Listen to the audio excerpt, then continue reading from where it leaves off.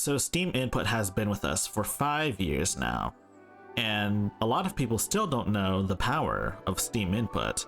Well, I'm here to tell you that Steam Input is a way to play all of your keyboard and mouse games on controller, as well as a universal rebindable control system for you to play your games perfectly on Steam Deck.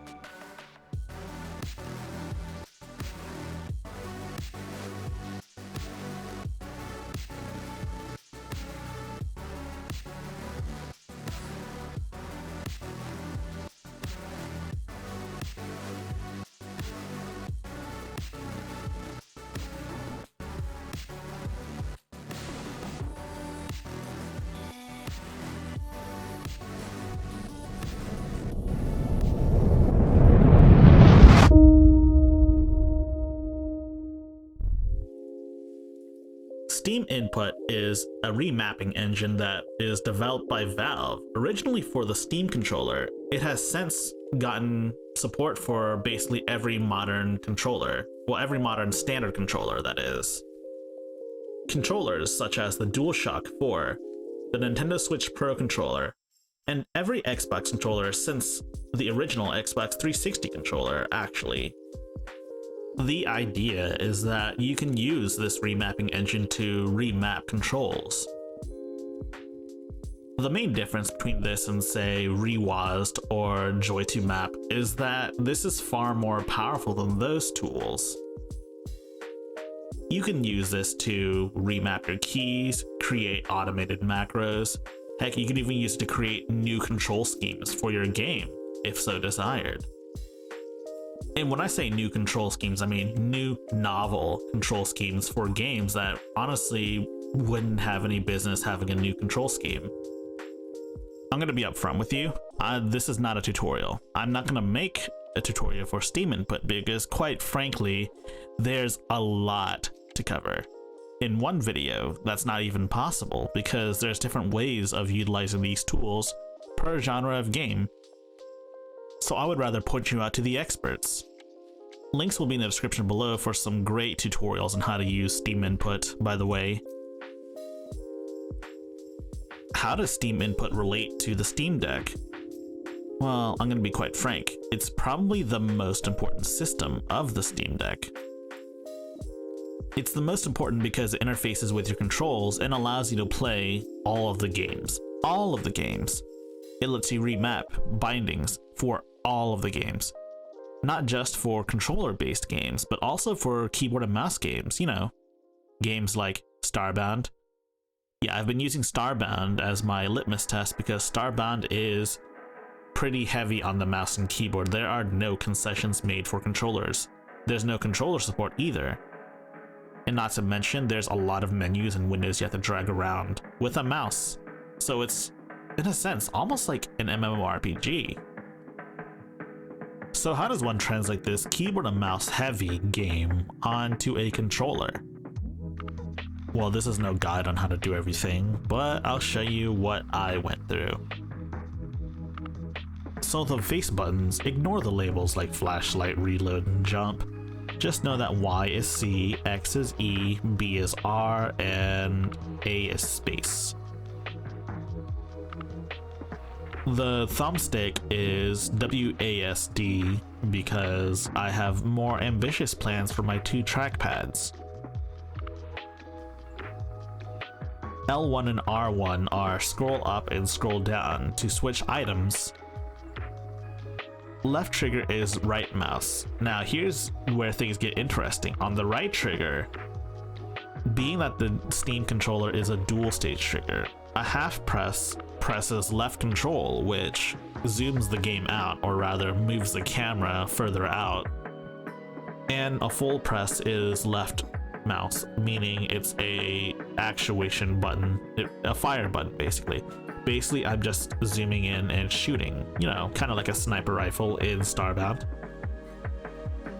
Start and select are tab and escape respectively. Tab opens up my inventory, escape opens the menu.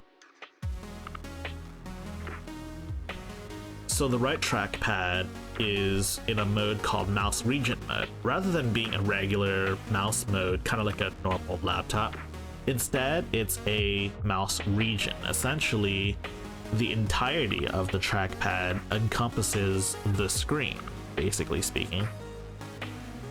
Like, for example, if I press the upper left corner of the trackpad, my mouse goes to the upper left corner. If I go to the upper right, it goes to the upper right, you know, etc., etc.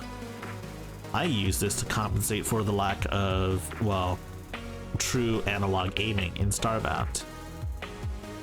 The left trackpad is where things get really interesting. So the left trackpad is essentially a radial menu. What is a radial menu, you might ask? Well, I'll show you. So the radial menu is a menu that pops up when you touch the trackpad or the analog stick, depending on where you mapped it. So basically, you can just do this menu to actuate commands. You're not limited to just selecting items, I guess. You can use it for basically anything. For me, I chose a very basic setup. I have it set to pick items from 1 through 6, and then some specialized items right here, R, T, Y, N, and Z. With the center also being a like loadout swap. There are multiple methods of actuation. You can have it actuate when you let go of the stick, or you can actuate it when the cursor itself is on the button, or you can actuate it when you click the trackpad or the stick in.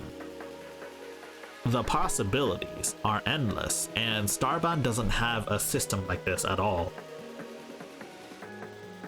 Next is the back buttons, and so right back is, well, it's left shift. Basically, it's a modifier.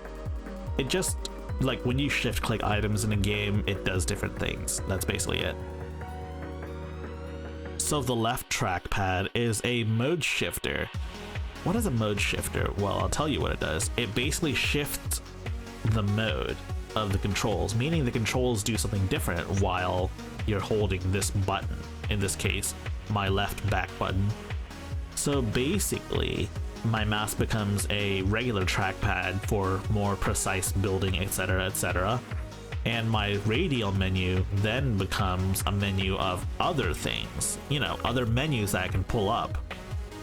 This is just a taste of Steam Input. Honestly, there is a lot of possibilities. The possibilities are endless, but you have to know what options to pick for your favorite games. Like, for instance, Starbound doesn't make use of the gyro at all because honestly, gyro's just not great for a 2D game. Keep in mind that all of this functionality not only exists in the Steam controller, but exists in basically any controller you enable Steam Input for. This also means the Steam Deck will be getting all of these features and more because, simply put, there are just more controls on the Steam Deck. And to this day, Valve continues to add features to Steam Input, despite the fact that they don't even sell the Steam controller anymore. Any controller that basically exists today is a controller that is in Steam Input, or Valve will commit to adding it. DualSense 5, Valve's already added that to Steam Input. So what are you waiting for, huh? Why don't you plug your controller in? Let Steam manage the inputs and then make yourself a custom control today. If you don't like the prospect of doing that yourself, you can try someone else's community configurations in the menu as well.